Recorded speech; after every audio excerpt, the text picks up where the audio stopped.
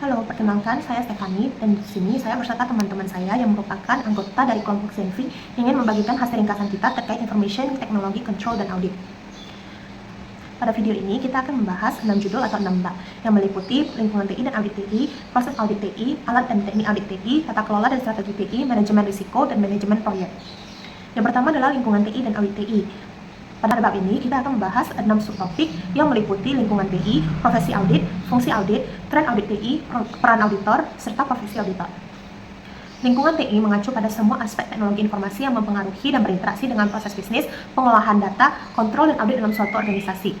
Lingkungan TI mencakup infrastruktur teknologi, sistem informasi, serta kebijakan dan prosedur yang mengatur penggunaan teknologi dalam konteks bisnis, terutama dalam hal pengendalian dan pengelolaan informasi untuk meningkatkan efisiensi dan efektivitas operasional. Adapun perkembangan terkini dalam lingkungan TI mencakup ERP, cloud computing, IoT, dan lain-lain. Profesi audit berkembang seiring dengan meningkatnya kompleksitas pengelolaan data dan transaksi bisnis. Fungsi audit tidak lagi terbatas pada penilaian atas laporan keuangan, namun telah merambah ke sistem informasi yang menopangnya.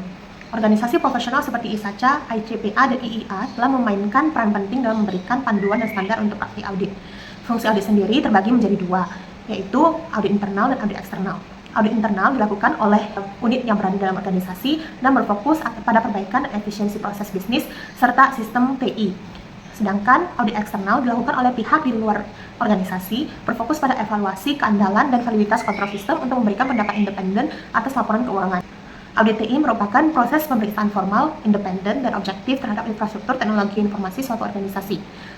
Tren dalam audit TI menunjukkan bahwa permintaan akan auditor TI yang terlatih dan berkualitas terus meningkat.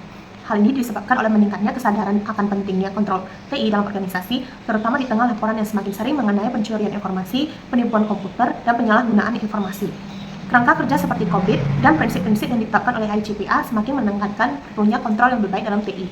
Gambar di samping merupakan hubungan antara General Computer Controls dan Application Controls. Kedua kontrol ini merupakan kontrol yang dapat digunakan untuk mengontrol TI dalam organisasi. Auditor TI memiliki peran yang sangat penting dalam mengevaluasi relevansi sistem tertentu terhadap keseluruhan perusahaan dan seringkali berperan dalam pengambilan keputusan manajemen senior. Auditor TI harus memastikan bahwa TI yang digunakan oleh perusahaan mendukung tujuan bisnis dan mengelola risiko yang terkait dengan penggunaan teknologi informasi. Gambar di bawah ini merupakan alasan-alasan utama yang seringkali digunakan untuk melaksanakan audit TI. Untuk menjalankan tugasnya, seorang auditor harus memiliki keterampilan interpersonal, memiliki pemahaman terkait lingkungan operasional perusahaan, berbagai pengalaman lapangan, serta keterampilan komunikasi dan negosiasi. Auditor TI sendiri dapat dipekerjakan oleh firma akuntansi publik, industri swasta, firma konsultasi manajemen, serta pemerintah. Proses audit terbagi menjadi dalam 6 jenis, yaitu audit inverse, COVID, penilaian risiko, rencana audit, proses audit, dan jenis audit yang lain. Dan yang pertama, audit inverse merupakan sebuah inventaris untuk semua area audit potensial dan sebuah organisasi. Audit inverse mencakup kumpulan aktivitas audit potensial yang akan dilakukan oleh fungsi audit internal. Audit sendiri terdiri dari entitas, proses, sistem, dan aktivitas yang dapat diaudit. Adapun area audit fungsional dasar dalam suatu organisasi meliputi penjualan, pemasaran, pelayanan, pelanggan, operasional, penelitian, dan pengembangan, keuangan, sumber daya, teknologi informasi, dan hukum. Pendokumentasian proses dan khususnya resiko telah terbukti menjadi sebuah praktik terbaik bagi organisasi. Setelah rencana audit ditetapkan, audit dilakukan selama tahun tersebut diprioritaskan berdasarkan tingkat resiko setiap audit. Beberapa audit juga dapat dimasukkan dalam rencana dan permintaan manajemen. Selanjutnya, yaitu COVID. COVID adalah sebuah perangkat praktik TI yang diterima secara umum dan otoritatif dan berlaku secara internasional untuk membantu karyawan, manajer, eksekutif, dan auditor dalam memahami sistem TI, mendistribusikan tanggung jawab fidusia, dan memutuskan tingkat keamanan dan kontrol yang memadai. COVID terbagi dalam 5 jenis prinsip, yaitu prinsip yang pertama, COVID mempertimbangkan kebutuhan TI dari pemangku kepentingan internal dan eksternal. Prinsip yang kedua, COVID sepenuhnya mencakup tata kelola organisasi dan manajemen informasi dan teknologi terkait. Prinsip ketiga, COVID menyediakan sebuah kerangka kerja integrasi yang selaras dan mudah diintegrasikan dengan kerangka kerja yang lain. Prinsip keempat, COVID memungkinkan TI untuk diatur dan dikelola secara holistik untuk seluruh organisasi. Dan prinsip kelima, COVID membantu organisasi dalam memisahkan tata kelola dengan tujuan manajemen secara memadai. Adapun tata kelola dan manajemen Tata kelola mengoptimalkan pengelolaan sumber daya organisasi untuk mengatasi resiko secara efektif. Tata kelola memastikan bahwa Dewan Direksi mengevaluasi kebutuhan pemangku kepentingan untuk mengidentifikasi tujuan, memandu manajemen dan memprioritaskan tujuan, serta memantau kinerja manajemen secara keseluruhan. Manajemen membangun, menjalankan, dan memantau kegiatan dan proses yang digunakan dalam organisasi untuk mengejar tujuan yang telah ditetapkan oleh Dewan.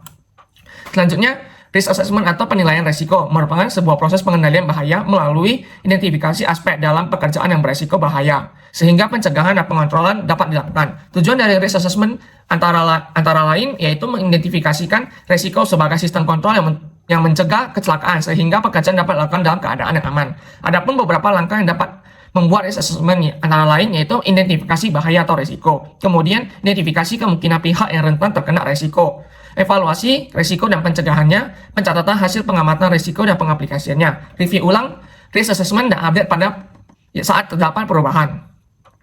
Kemudian NIST merekomendasikan bahwa risk assessment sangat penting bagi organisasi untuk mengikuti langkah-langkah berikut. Yang pertama, memiliki proses untuk mengidentifikasi dan mengkategorisasi aset. Yang kedua, tentukan kerentanan pada aset-aset tersebut dan sumber ancaman yang dapat memicunya. Yang ketiga, tentukan tingkat kemungkinan dan kerentanan yang mungkin terjadi. Yang keempat, tetapkan besaran dampak untuk menentukan seberapa sensitif aset tersebut terhadap ancaman yang berhasil dilakukan. Yang kelima, mengaitkan aset dengan risiko TI dan bisnis koresponden. Hitung peringkat risiko dalam mengkalikan profitabilitas ditetapkan dari langkah ketiga dan dikalikan dengan nilai tingkat yang dampak ditetapkan di langkah keempat. Kemudian yang terakhir, merekomendasikan kontrol yang dapat dilakukan untuk memitigasi risiko sesuai dengan prioritas atau peringkatnya.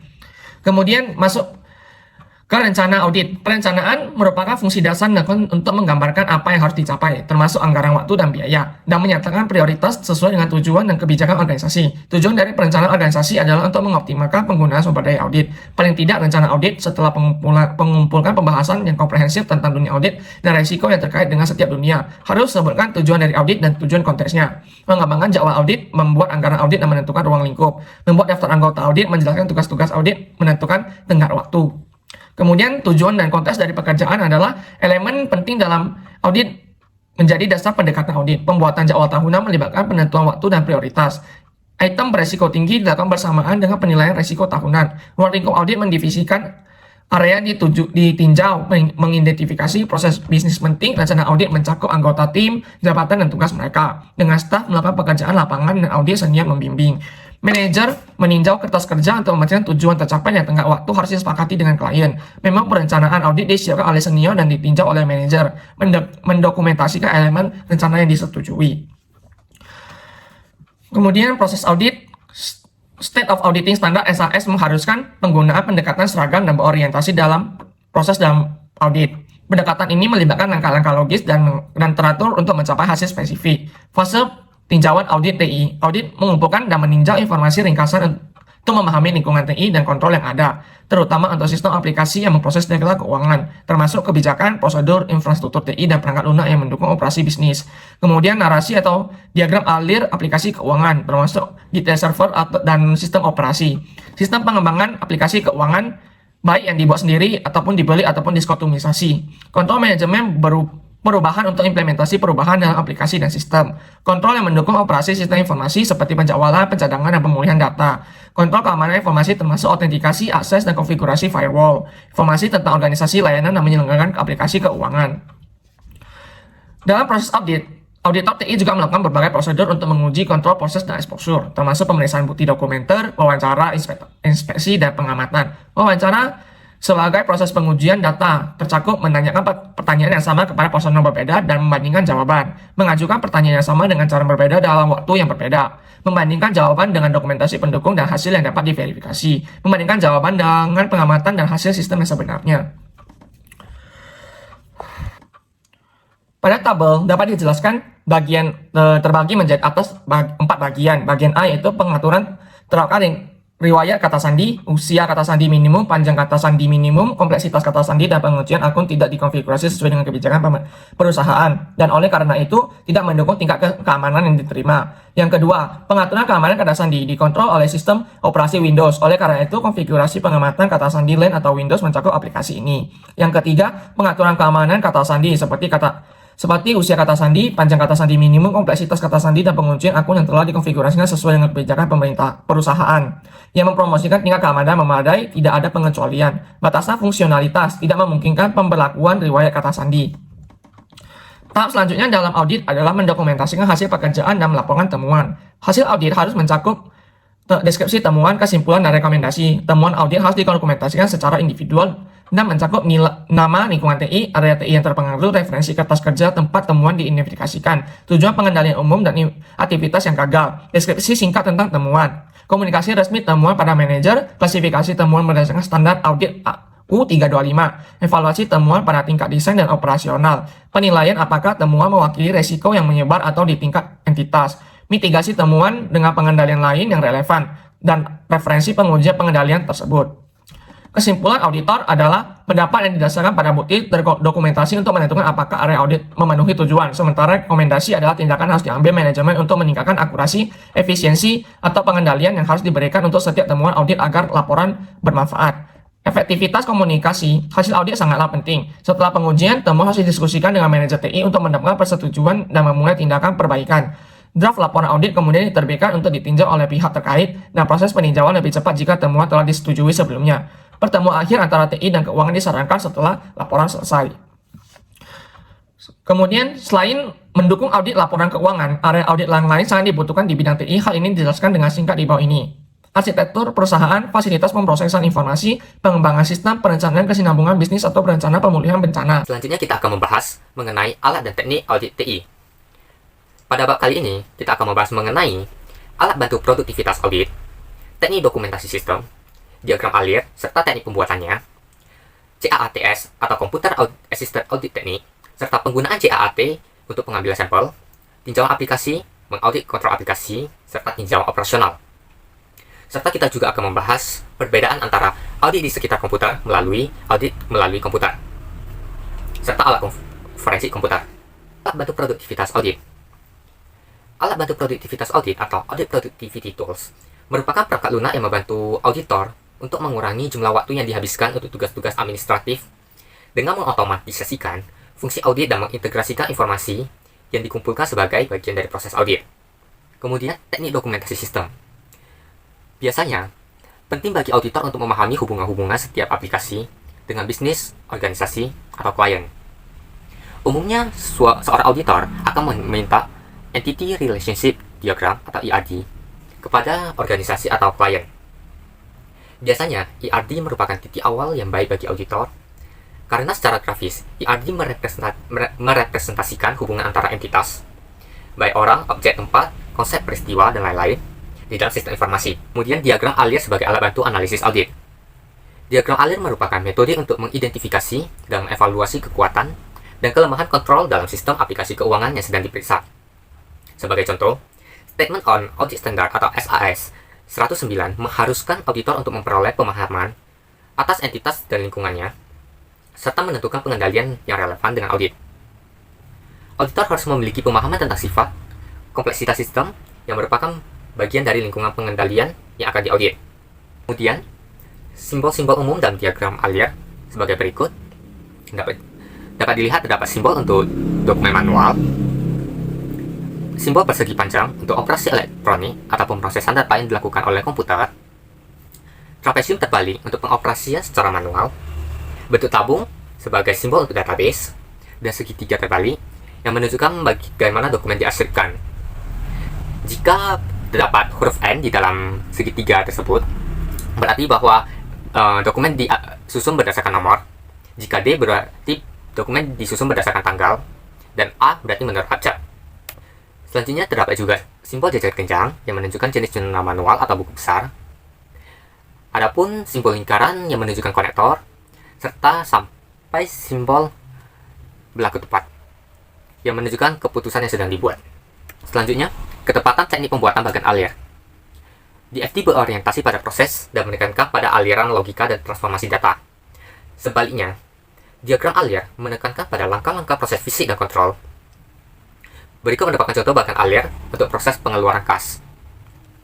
Dari bagian alir tersebut, dapat dilihat bahwa proses dimulai di mana vendor akan mengirimkan faktur kepada perusahaan untuk jasa konsultasi bisnis.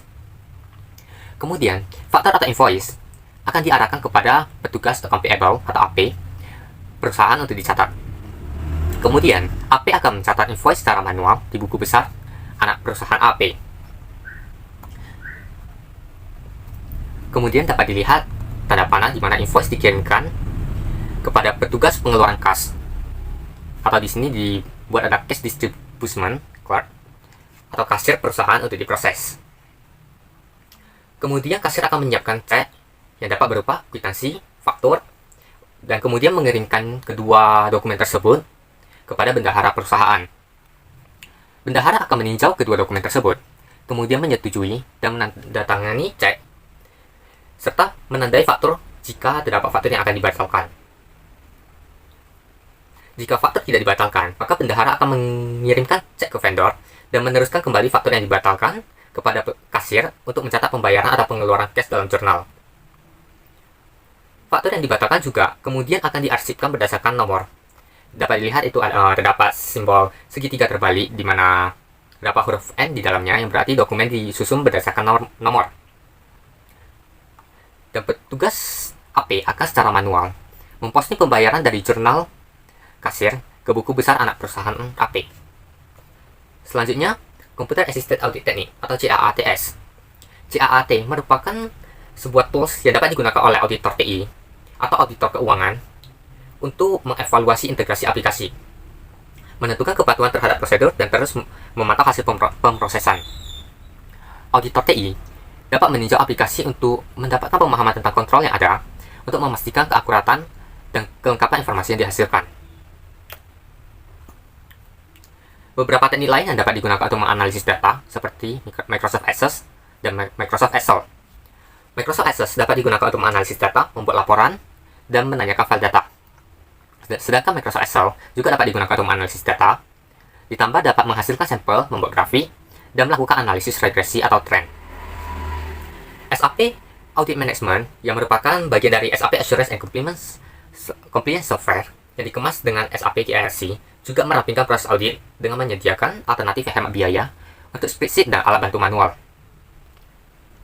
Terdapat beberapa contoh teknik audit yang berbantuan komputer seperti audit status, audit tape, audit pack, sampai accurate.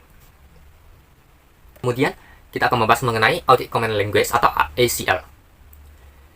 ACL adalah perangkat lunak audit umum yang dapat membaca sebagian besar format, misalnya database, file yang dibatasi, file teks, Excel, dan lain-lain, dan menyediakan pemilihan analisis dan pelaporan data. Lebih khusus lagi, ACL adalah sebuah alat untuk interogasi file yang dirancang untuk membantu audit aplikasi karena dapat menangani dan memproses data dalam jumlah besar. Beberapa fitur ACL meliputi mendefinisikan dan mengimpor data ke dalam ACL, menyesuaikan tampilan, memfilter data, dan analisis data. Selanjutnya kita akan membahas mengenai mengaudit di sekitar komputer versus mengaudit melalui komputer. Ketika melakukan audit di sekitar komputer, auditor memperoleh dokumen yang terkait dengan transaksi input tertentu dan merekonsiliasikannya dengan hasil output. Oleh karena itu, dokumentasi pendukung audit diambil dan kesimpulan diambil tanpa mempertimbangkan bagaimana input diproses untuk menghasilkan output. Kelemahan utama dari audit di sekitar komputer adalah bahwa pendekatan ini tidak memverifikasi atau memvalidasi apakah logika program dari aplikasi yang sedang diuji sudah benar. Hal ini merupakan karakteristik dari audit melalui pendekatan komputer atau biasa disebut sebagai white box. Dalam lingkungan TI, pendekatan audit di sekitar komputer masih digunakan, terutama ketika aplikasi relatif sederhana. Namun, jika kita membahas audit melalui komputer, itu lebih relevan di era teknologi modern karena memungkinkan evaluasi langsung terhadap logika aplikasi dan efektivitas kontrol yang tertanam. Teknik seperti Integrated Test Facility, Test Data, Parallel Simulation, Embed Audit Modules, Scruff, dan Transaction Taking memungkinkan audit yang lebih menyeluruh dan berkelanjutan. Pendekatan ini memberikan keyakinan yang lebih kuat bahwa sistem bekerja sebagaimana mestinya. Saya akan lanjut membahas topik keempat mengenai tata kelola dan strategi TI. Yang pertama ada penyelarasan TI dengan tujuan bisnis. Tata kelola IT adalah kerangka kerja yang digunakan untuk memastikan bahwa IT mendukung strategi dan tujuan bisnis. Tata kelola ini melibatkan pengambilan keputusan strategis, pengelolaan risiko, dan pemantauan kinerja IT. Ketiga kerangka kerja TI ini yang diakui secara luas meliputi ITIL, COBIT, dan ISO atau IEC. Kerangka kerja ini membantu organisasi mengatasi berbagai sudut pandang dalam area TI. Saya akan membahas ketiga kerangka kerja ini. Yang pertama ada ITIL. ITIL memberikan panduan untuk praktik terbaik di bidang manajemen layanan TI. Secara khusus, lingkungan manajemen layanan ITIL secara efektif dan efisien memberikan layanan bisnis kepada pengguna akhir dan pelanggan dengan mengikuti 5 pedoman inti yang terkait dengan yang pertama, panduan strategi atau proses praktik terbaik untuk memetakan strategi TI dengan tujuan dan sasaran bisnis secara keseluruhan. Yang kedua ada proses praktik terbaik desain yang diterapkan untuk membantu ke arah solusi yang dirancang untuk memenuhi kebutuhan bisnis. Yang ketiga ada transisi yang bertujuan untuk mengelola perubahan risiko dan jaminan kualitas selama layanan TI. Yang keempat ada panduan operasi atau proses praktik terbaik yang diterapkan untuk mempertahankan layanan TI yang memadai dan efektif setelah diimplementasikan ke dalam lingkungan produksi. Yang kelima ada peningkatan berkesinambungan secara terus-menerus dengan mencari cara untuk meningkatkan keseluruhan proses dan penyediaan layanan. Kerangka kerja ITIL harus dipilih ketika tujuan organisasi adalah untuk meningkatkan kualitas layanan manajemen TI. Kerangka kerja ITIL membantu organisasi dalam menciptakan layanan TI yang secara efektif dapat membantu mengelola tugas-tugas harian, terutama ketika fokusnya adalah pada pelanggan atau pengguna akhir. Kerangka kerja yang kedua adalah COBIT. COBIT adalah kerangka kerja tata kelola TI yang membantu organisasi memenuhi tantangan bisnis saat ini di bidang kepatuhan terhadap peraturan, manajemen risiko, dan penyelarasan strategi TI dengan tujuan organisasi. COBIT mendukung kebutuhan untuk meneliti, mengembangkan, mempublikasikan, dan mempromosikan tujuan pengendalian TI terkini yang diterima secara internasional. Penekanan utama dari kerangka kerja COBIT adalah untuk memastikan bahwa teknologi menyediakan informasi yang relevan, tepat waktu, dan berkualitas bagi bisnis untuk tujuan pengambilan keputusan. Kerangka kerja COBIT yang sekarang berada di edisi kelima atau COBIT 5 memungkinkan manajemen untuk melakukan benchmarking terhadap lingkungannya dan membandingkannya dengan organisasi lain. Auditor TI juga dapat menggunakan COBIT ini untuk mendukung penilaian dan opini pengendalian internal mereka. Kemudian yang terakhir ada ISO atau IEC. Kerangka kerja ini merupakan standar global yang memberikan rekomendasi praktik terbaik terkait pengelolaan keamanan informasi. Standar ini berlaku bagi mereka yang bertanggung jawab untuk memulai, menerapkan, dan atau memelihara sistem manajemen keamanan informasi. Kerangka kerja ini juga membantu dalam menerapkan kontrol dan prosedur keamanan informasi yang diterima secara umum. Rangkaian standar ISO atau IEC mencakup teknik-teknik yang membantu organisasi dalam mengamankan aset informasi mereka. Tujuan dari kerangka kerja ini adalah untuk membantu organisasi memilih langkah-langkah keamanan yang tepat dengan memanfaatkan domain kontrol keamanan yang tersedia. Setiap domain menetapkan tujuan kontrol yang memberikan panduan lebih lanjut tentang bagaimana organisasi dapat mencoba menerapkan kerangka kerja. Berikut adalah metrik kinerja TI. Aturan utama dalam desain dan implementasi metrik adalah bahwa area yang diukur harus mendukung pengembangan metrik, yang akan menciptakan rasa kepemilikan dan mengurangi resistensi terhadap penerapannya. Kelompok perlu diberitahu tentang kebutuhan manajemen dan diberdayakan untuk mengembangkan metrik, yang akan menghasilkan data yang lebih relevan dan peningkatan kualitas. Aturan kedua dalam desain metrik adalah, ukuran harus diterapkan pada peristiwa dan proses, bukan individu. Jika orang merasa kinerja mereka diukur, mereka cenderung tidak mengikuti proses metrik. Hasil metrik tidak akan digunakan untuk mengukur produktivitas individu, melainkan proses yang digunakan dalam penciptaan produk atau layanan. Selanjutnya, IT Balance Scorecard atau IBS. IBS ini memberikan gambaran keseluruhan kinerja TI yang selaras dengan tujuan organisasi. IBS ini secara khusus mengukur dan mengevaluasi aktivitas yang berhubungan dengan TI, misalnya proyek aplikasi TI, fungsi yang dilakukan oleh Departemen TI, dan lain-lain. IBS mengukur aktivitas yang berhubungan dengan TI melalui berbagai perspektif. Yang pertama adalah nilai bisnis yang dihasilkan TI. Pengukuran kinerja TI bergantung pada strategi dan tujuan organisasi, dengan fokus pada nilai bisnis yang dihasilkan oleh TI. TI memberikan nilai melalui proyek sukses dan kelancaran operasional. Untuk mengurangi biaya, organisasi dapat mengukur biaya TI dan fungsi bisnis sebelum dan sesudah otomatisasi. Organisasi yang fokus pada pertumbuhan pasar baru dapat mengukur waktu peluncuran produk dengan TI menambah nilai melalui proyek dan layanan.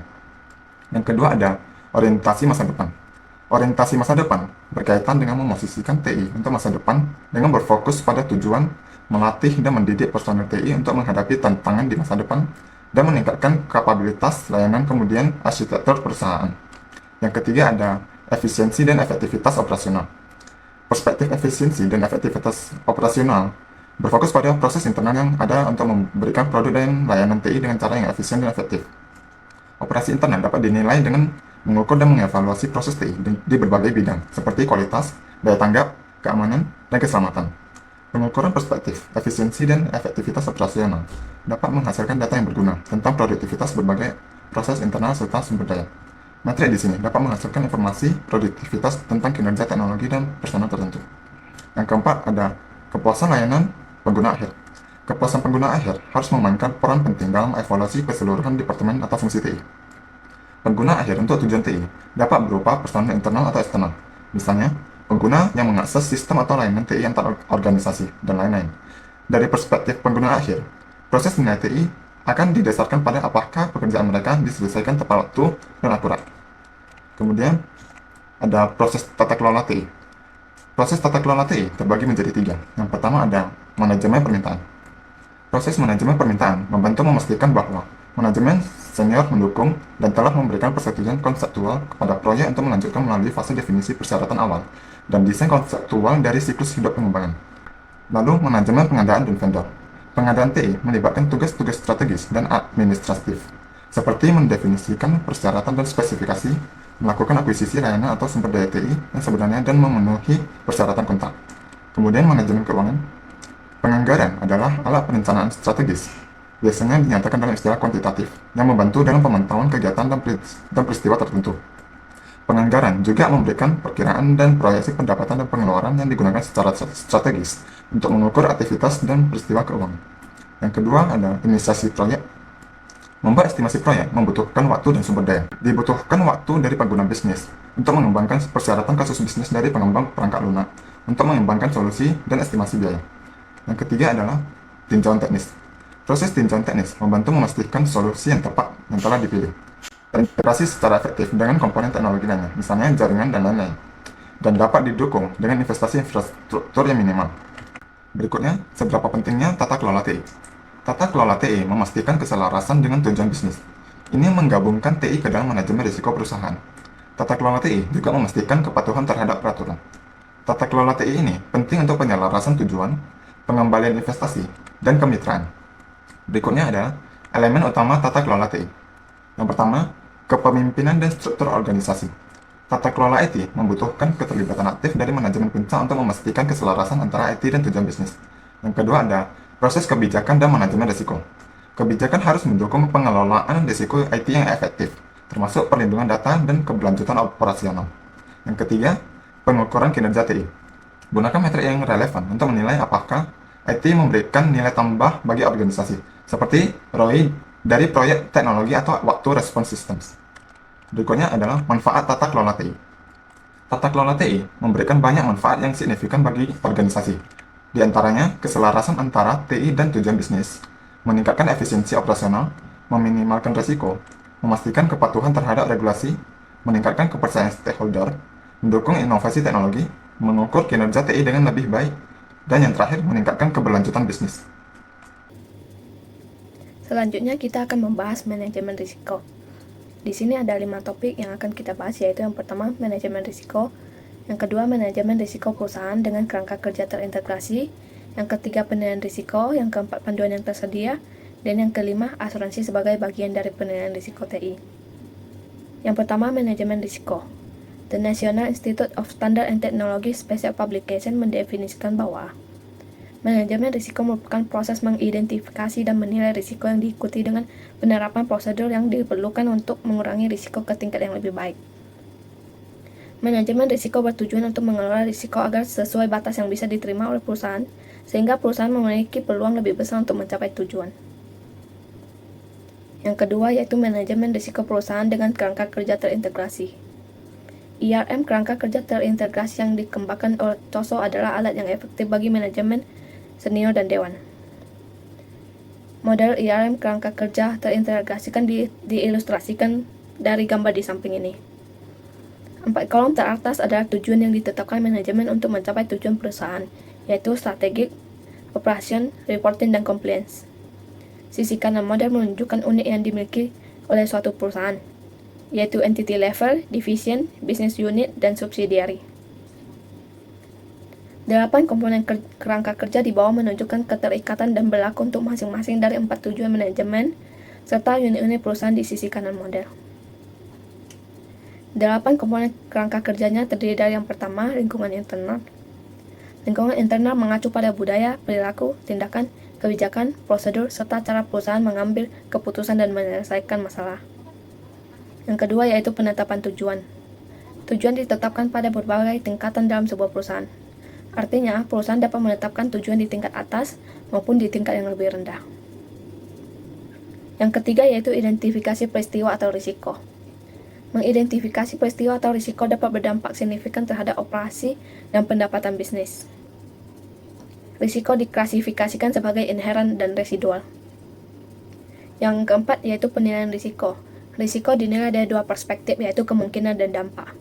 Kemungkinan mengacu pada seberapa besar risiko tersebut akan terjadi, menetapkan risiko yang teridentifikasi ke kategori-kategori risiko yang terdiri dari kritis, penting, dan tidak penting dapat memberikan tingkat signifikansi dan membantu menentukan cara yang tepat untuk menangani risiko. Selanjutnya yang kelima yaitu respon risiko. Manajemen dapat beraksi atau merespon risiko yang teridentifikasi dengan salah satu dari 4 cara yaitu menghindari, mencegah, mengurangi, atau mentransfer. Kemudian yang keenam yaitu aktivitas kontrol. Aktivitas kontrol adalah prosedur yang diterapkan manajemen untuk menjaga aset, menjaga informasi yang akurat dan lengkap, serta mencapai tujuan dan sasaran bisnis yang ditetapkan. Terdapat 3 jenis kontrol yaitu pencegahan, detektif, dan perbaikan. Selanjutnya yang ketujuh yaitu informasi dan komunikasi. Informasi adalah data yang diatur dan diproses agar dapat memberikan tujuan untuk meningkatkan pengambilan keputusan. Komunikasi mengacu pada proses penyediaan, pembagian, dan perolehan informasi yang diperlukan secara terus-menerus dan berkala. Sistem informasi dan komunikasi harus diterapkan untuk memungkinkan pengumpulan dan pertukaran informasi yang dibutuhkan, serta melakukan, mengelola, dan mengendalikan operasi perusahaan. Yang ke-8 yaitu pemantauan atau monitoring. Aktivitas pemantauan harus dilakukan untuk memastikan bahwa sistem informasi dan komunikasi diterapkan secara efektif dan beroperasi sesuai rancangan. Selanjutnya yang ketiga yaitu penilaian risiko. Penilaian risiko merupakan langkah pertama dalam metodologi manajemen risiko. Penilaian risiko merupakan alat dan teknik yang dapat digunakan untuk mengevaluasi tingkat risiko pada proses atau fungsi tertentu. Penilaian risiko mewakili cara menerapkan pengukuran objektif pada proses yang benar-benar subjektif. Proses penilaian risiko merupakan hal yang sangat penting dalam menentukan key risk indicator dalam sebuah organisasi. Selain itu, proses manajemen risiko yang tepat sangat mempengaruhi tingkat kematangan implementasi manajemen risiko, serta kinerja organisasi baik itu untuk return of asset maupun return of equity. Yang keempat yaitu panduan yang tersedia. Terdapat beberapa standar profesional yang memberikan panduan kepada auditor dan manajer dalam proses penilaian risiko seperti COBIT, ISO, IEC, NIST, dan lainnya.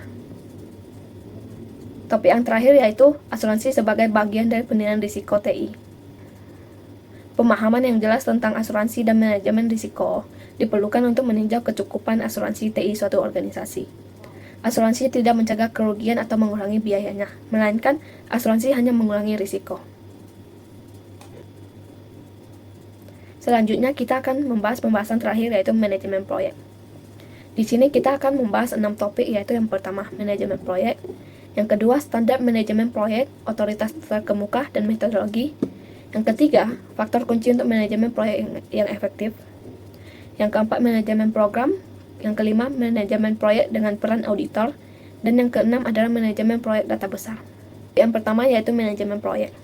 Tujuan manajemen proyek adalah untuk mengidentifikasi, menetapkan, mengkoordinasikan, dan memantau kegiatan, tugas, dan sumber daya untuk proyek yang konsisten dengan tujuan dan sasaran organisasi. Pengendalian proyek yang efektif memerlukan pendekatan yang disiplin terhadap berbagai siklus hidupnya yaitu inisiasi proyek, perencanaan, pelaksanaan, pemantauan dan pengendalian, serta penutupan. COBIT mengakui manajemen program adalah suatu proses yang memengaruhi efektivitas dan efisiensi sistem informasi. Proses tersebut melibatkan sumber data TI yang meliputi orang, aplikasi, teknologi, fasilitas operasional, dan kontrol.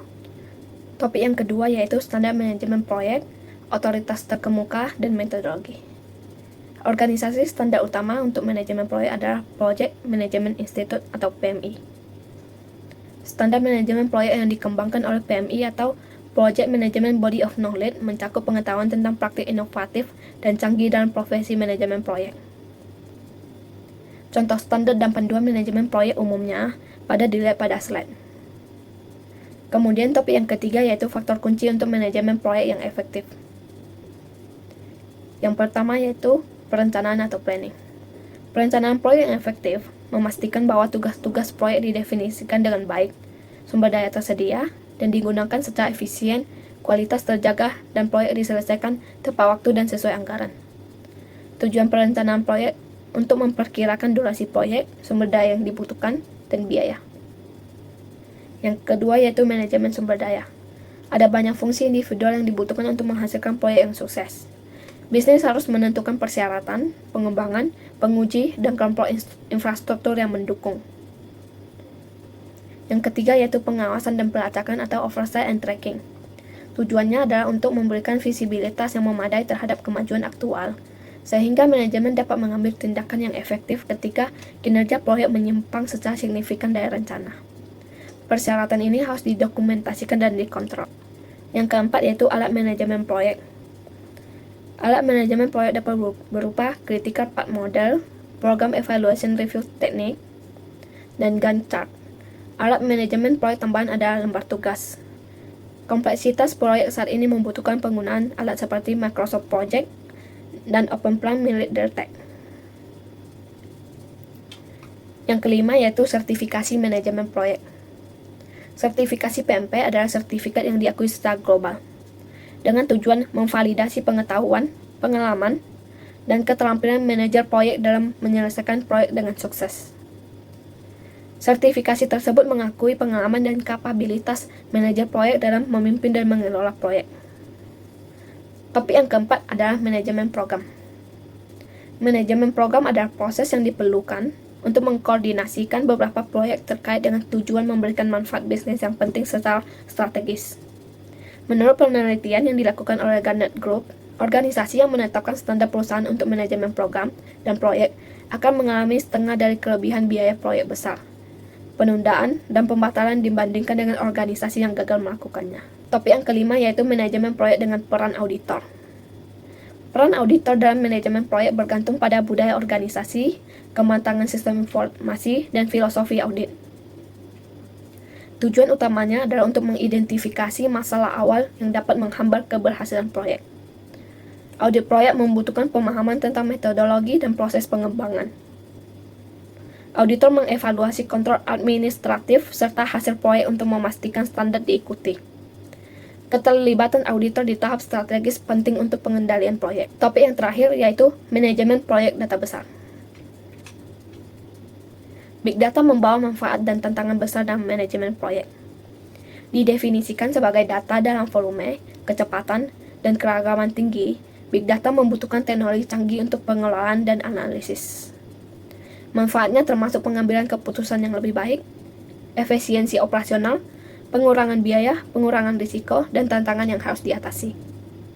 Namun, tantangan big data mencakup kesulitan dalam menangani analisis, penangkapan, kurasi data, pencarian, berbagi, transfer, visualisasi, query, pembaruan, hingga integritas atau akses data ke dalam audit. Analisis big data memungkinkan manajer proyek untuk menunjukkan dengan tepat proses, solusi, atau teknologi mana yang memberikan hasil terbaik atau keunggulan kompetitif bagi organisasi. Sekian pemaparan materi dari kelompok kami Genvi. Mohon maaf apabila ada terjadi kesalahan pengucapan. Sekian, terima kasih. Jangan lupa di like, di komen, dan di share. Bye-bye.